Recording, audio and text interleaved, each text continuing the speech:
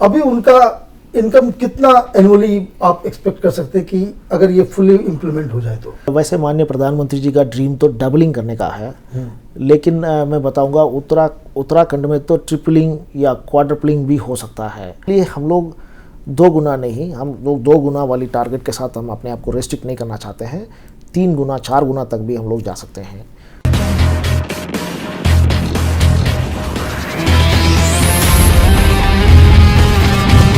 नमस्कार, opinion post internet TV पर आपका स्वागत है। हमारे इस स्पेशल शो में जिसका नाम ब्यूटीफुल माइंड है, हम ऐसे पर्सनालिटीज से बात करते हैं जो अपने इनोवेशन से समाज में परिवर्तन लाते हैं, लोगों को फ़ायदा पहुंचाते हैं। आज हमारे साथ ऐसी शख्सियत है जिनका नाम आर मीनाक्षी सुंदरम जी हैं। ये एक IAS ऑफिसर है, उत्तराखंड में अभी सचिव के पद पे हैं। आपका बहुत बहुत स्वागत है ओपिनियन पोस्ट में। नमस्कार, थैंक यू। इन्होंने अपनी शुरुआत जो की है, एक मार्क जिसको मैं कह सकते हैं कि जो एक रिफॉर्म करने में, समाज को बदलने में, इनका सबसे पहली बार जब नाम आया जब ये हरिद्वार में थे। वहाँ उन्होंने गरीब परिवारों को फिशरीज के जरिए बहुत ज़्यादा फायदा पहुँचाया। पहले उसको समझते हैं और उसके बाद हम बात करेंगे कि कैसे ये प्रधानमंत्री नरेंद्र मोदी की जो योजना है, जो सपना है, 2022 तक किसानों की जो आमदनी है वो डबल हो जाएगी, उस प्लान के बारे में बात करेंगे।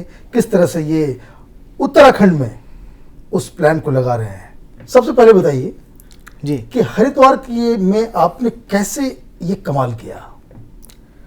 ये 2003 में मैं अपने सबसे पहला रेगुलर पोस्टिंग SDM रुड़की के तौर पर गया था। तो उस समय हमने देखा था कि ग्राम समाज में जो तालाब हैं उसको फिशरीज़ के लिए यूटिलाइजेशन में लाया जा सकता है। उसके लिए एक GO भी था।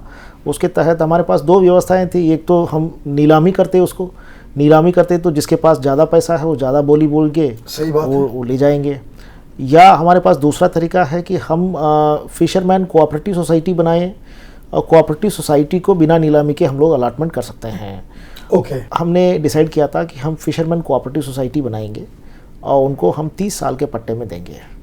और ये सारे पट्टे जो अलॉटमेंट हुए हैं, ये एक कैंप लगा करके उसमें वहीं के वहीं उनको सोसाइटी बिल्कुल ओपन में आपने किया? ओपन में। ये तो बड़ा इनोवेटिव आइडिया था जी। और ओपन में सबको बुलाया, वहीं पर कोऑपरेटिव सोसाइटी के पंजीकरण भी हुआ, फिर उसके बाद उनको अलॉटमेंट भी किया। अलॉटमेंट करते समय मुझे नहीं मालूम था कि ये कितने गरीब हैं, और उसके बाद ये अपने मछली पालन का काम शुरू कर दिया। मैं भी उसके बाद किसी दूसरे पोस्टिंग में चला गया है। लगभग 7-8 साल के बाद मैं फिर TM हरिद्वार बन के गया था। वहाँ भी ये लोग अपने कुछ समस्याओं को लेकर के मेरे पास आए थे, उसको समाधान किया। उसके बाद मैं सेक्रेटरी फिशरीज़ बना। ओके। हाल ही में अभी भी मैं सेक्रेटरी फिशरीज़ हूँ। तो एक दिन मेरे से मिलने आए थे, तो तब उन्होंने कहा था कि आपके साथ एक फ़ोटो लेना है। तो फ़ोटो लिया गया था। फिर उसके बाद उन्होंने अपने पुराने 2 फ़ोटो दिखाया। ये आपके SDM रुड़की रहते हुए उस समय की हमने ली थी, और ये आपके DM हरिद्वार रहते हुए, ये आपके सेक्रेटरी फिशरीज़ रहते हुए अभी हमने लिया है। तो मैंने पूछा मेरे फ़ोटोज़ को क्यों कलेक्ट कर रहे हो? तो उस समय उन्होंने कहा था कि साहब आपको नहीं मालूम है कि आपने हमारी ज़िंदगी में क्या बदलाव लाया है। हम सब बंधुआ मजदूर थे, हम बॉन्डेड लेबरर्स थे और खेती में काम करते थे।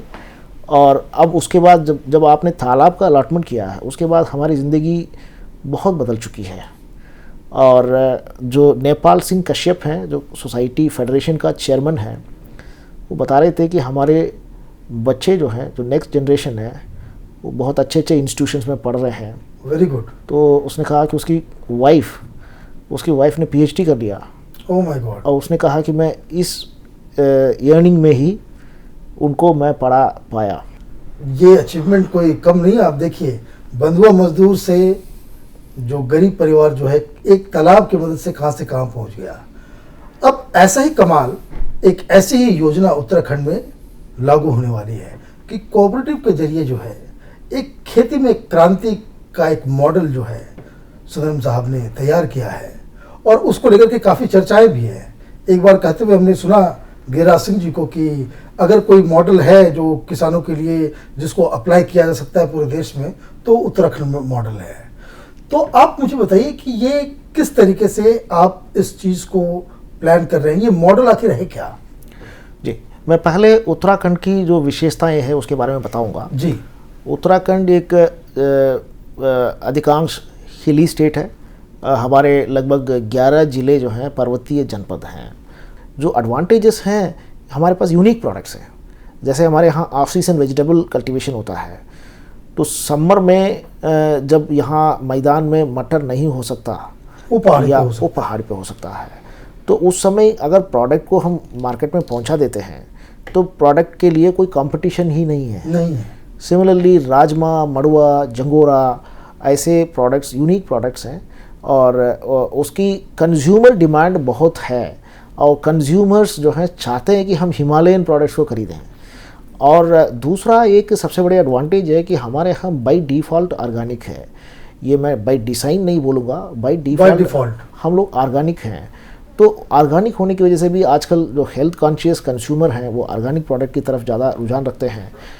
लेकिन इसको हम लोग बाज़ार तक पहुंचाने के लिए हमारे पास एडिक्वेट प्रोडक्शन होना चाहिए। तो इस पूरे प्रोजेक्ट में ये रखा है कि हम लोग क्लस्टर बेस्ड अप्रोच में जाएंगे। ओके।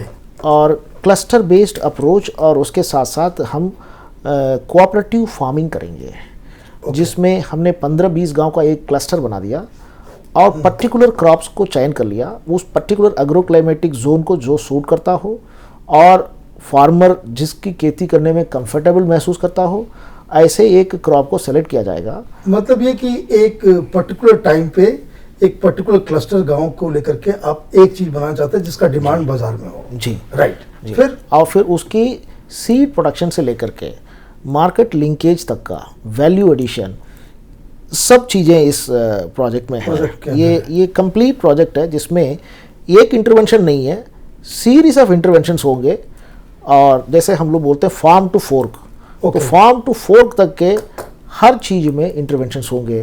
तो ये मोटा मोटी बताइए कि ये इस प्रोजेक्ट से एक किसान, एक आम किसान है जिसके पास ये समझ लीजिए कि 1 बीघा जमीन है जी, उसके जीवन में क्या परिवर्तन हो? क्योंकि अभी तो 1 बीघा 2 बीघा इवन 5 बीघा वाले जो परिवार हैं वो अपने आप को वो सर्वाइव नहीं कर पाते, उनको they have to do something else for to survive for the continuous. तो ये प्रोजेक्ट किस तरह से उन परिवारों को जो 1 से 5 एकड़ जमीन वाले लोग हैं उसको कैसे मदद करेगा? बेसिकली हम लोग हाई वैल्यू क्रॉप्स में जाएंगे। हम अगर मैं पर्वतीय जनपद की बात करूं तो वहां पर गेहूं और चावल पैदा करके किसान को ज़्यादा फ़ायदा नहीं मिलेगा, वो मैदान के किसान के साथ compete नहीं कर सकता। वहाँ ऑफ सीजन वेजिटेबल्स पे जाएंगे, फ्रूट्स पे जाएंगे, नट्स पे जाएंगे, अरोमेटिक क्रॉप्स पे जाएंगे, अरोमेटिक क्रॉप्स और उसके साथ उसकी प्रोसेसिंग, और मेडिसिनल क्रॉप्स में जाएंगे। तो जिसकी हाई वैल्यू है उन क्रॉप्स को हम लोग सेलेक्ट करेंगे और उसकी एक्सटेंशन नेटवर्क के माध्यम से लोगों को ट्रेनिंग कराने से लेकर के सामूहिक खेती और सामूहिक उसकी मार्केटिंग। मैं एक चीज़ बताना चाहता हूँ कि ये पहला टाइम नहीं है कि हम इस कंसेप्ट को लेकर के चल रहे हैं। ऑलरेडी उत्तरकाशी डिस्ट्रिक्ट के यमुना वैली में ऑफ सीजन वेजिटेबल कल्टीवेशन हो रहा है और वहाँ पर यही क्लस्टर बेस्ड अप्रोच में कहीं पर शिमला मिर्च का क्लस्टर बना दिया, कहीं पर मटर का क्लस्टर बना दिया, कहीं पर पोटैटो का क्लस्टर बना दिया। और शुरू में मदर डेयरी के साथ इनका अनुबंध था और मदर डेयरी इनके बल्क प्रोक्यूरमेंट करके दिल्ली एनसीआर मार्केट तक ले आते थे। अब आज के डेट में मार्केट में कई प्लेयर्स आ गए हैं, रिलायंस फ्रेश भी आ गया है और लोग भी आ गए हैं। अब किसान जो है प्राइस डिक्टेट करने की पोजीशन में रहता है। तो अब इस सक्सेसफुल मॉडल को ही हम लोग पूरे स्टेट में रेप्लिकेट करेंगे। हाँ, ये कमोडिटी अलग अलग जगह पर उस एग्रो क्लाइमेटिक जोन के अकॉर्डिंगली बदलेगा, उसकी अल्टीट्यूड चेंज होगा, उसकी वेजिटेशन और सॉइल टाइप बदलेगा। हाँ, वो उस हिसाब से होगा। तो एक मोटा मोटी ये समझिए कि जो सब्सिस्टेंस लेवल पे जो लोग किसान थे, अभी उनका इनकम कितना एनुअली आप एक्सपेक्ट कर सकते हैं कि अगर ये फुली इम्प्लीमेंट हो जाए तो? वैसे माननीय प्रधानमंत्री जी का ड्रीम तो डबलिंग करने का है, लेकिन मैं बताऊंगा उत्तराखंड में तो ट्रिपलिंग या क्वाड्रपलिंग भी हो सकता है। Very good. क्यों? हमारी बेस वैल्यू बहुत कम है, अभी हम लोग बहुत नीचे हैं, इसलिए हम लोग 2 गुना नहीं, हम लोग 2 गुना वाली टारगेट के साथ हम अपने आप को रेस्ट्रिक्ट नहीं करना चाहते हैं, 3 गुना 4 गुना तक भी हम लोग जा सकते हैं। और ये जो NCDC national cooperative development corporation, वो इस पूरे परियोजना को सपोर्ट कर रहे हैं। ये मिनिस्ट्री ऑफ एग्रीकल्चर के अंडर है, गवर्नमेंट ऑफ इंडिया के, और ये प्रिडोमिनेंटली लोन बेस्ड प्रोग्राम है। इसमें 20% ग्रांट भी है, लेकिन 80% लोन के रूप में आता है। मेरा अपना ओपिनियन है कि ग्रांट दे करके किसी की हम बहुत ज़्यादा भलाई नहीं कर सकते हैं, और लोन देना चाहिए ताकि उनको जो है एक अपना लायबिलिटी भी होना चाहिए, और उससे लोग ज़्यादा मेहनत करते हैं, लोन को चुकाने का एक प्रेशर भी रहता है।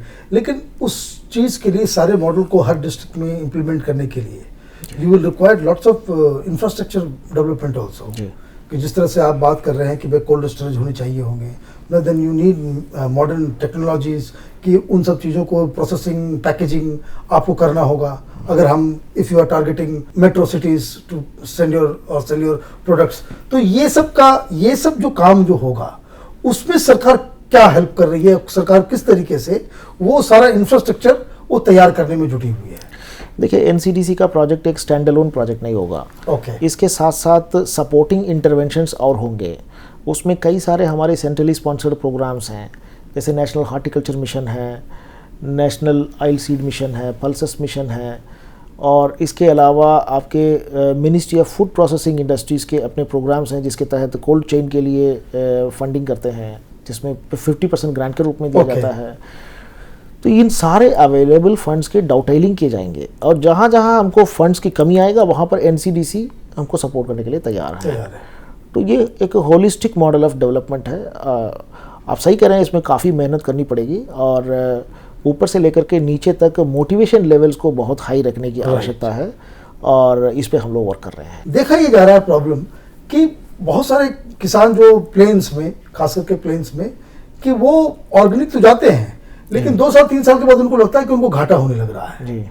तो फिर वो, चूंकि उस तरह का इंफ्रास्ट्रक्चर नहीं है कि सरकार के पास क्या कुछ तरह का एजेंसी को उस तरह का प्लान हो कि उनके प्रोडक्ट्स को के ऊपर 100% उसको जो है मार्केट के पास हम भेजेंगे, या उसकी व्यवस्था हो, इसको कैसे सुनिश्चित किया जा सकता है? मैं इसमें 1-2 एग्जाम्पल बताना चाहूँगा। बिल्कुल बिल्कुल। फॉर एग्जाम्पल, हमारे यहाँ फिशरीज़ की बहुत स्कोप है। हिमालयन रीजन में कोल्ड वाटर फिशरीज़ होते हैं, ट्राउट, और इसकी मार्केट में काफ़ी कंज्यूमर डिमांड रहता है, और ये आज भी नियरेस्ट कंज्यूमर हब में ही ये किलो 1000 रुपये में बिकते हैं। Oh my god. तो ये अभी वर्तमान में Uttarakhand 50 metric ton annual production कर रहा है। My god. मैंने उसकी एक असेसमेंट किया था कि हमारे पास ट्राउट पोटेंशियल जोन्स कितने हैं और कितना हम लोग प्रोडक्शन मैक्सिमाइजेशन कर सकते हैं। तो हमें पता चला कि हम 2000 मीट्रिक टन तक एनुअल प्रोडक्शन कर सकते हैं। इसमें और इंटरेस्टिंग बात यह है कि अभी हाल ही में नॉर्वेजियन एम्बेसडर का विजिट हुआ था स्टेट में, ट्राउट में इन्वेस्टमेंट करना चाह रहे थे। जब ये डिस्कशन हुई थी तो उन्होंने कहा था कि आपका जो 2000 मीट्रिक टन एनुअल प्रोडक्शन का जो टारगेट आप लिए हैं, ये कन्वेंशनल रेयरिंग मेथड से है। जो एडवांस टेक्नोलॉजीज आ गए हैं, recirculation aquaculture systems, REA system बोलते हैं, तो उसके तहत अगर आप इसको करेंगे तो इसको आप 5 गुना कर सकते हैं। अब इसके लिए एक इसी NCDC प्रोजेक्ट के एक पोर्शन है जिसमें हम लोग ब्रूड बैंक बनाने से लेकर के हैचरीज बनाने से लेकर के, चूँकि सीड सप्लाई कंटिन्यूस चाहिए, ऑटोमेटेड फीड प्लांट बनाने से लेकर के, देन रेसवेज कंस्ट्रक्शन, और फिर उसके बाद उसकी प्रोसेसिंग, ब्रांडिंग, मार्केटिंग, ये कंप्लीट कंपोनेंट हम लोग लिए हुए हैं। दूसरा एग्जांपल है शीप एंड गोट को लेकर के। अब हम इसमें 10,000 फार्मर्स का हमने कोऑपरेटिव सोसाइटीज़ बना दिया है।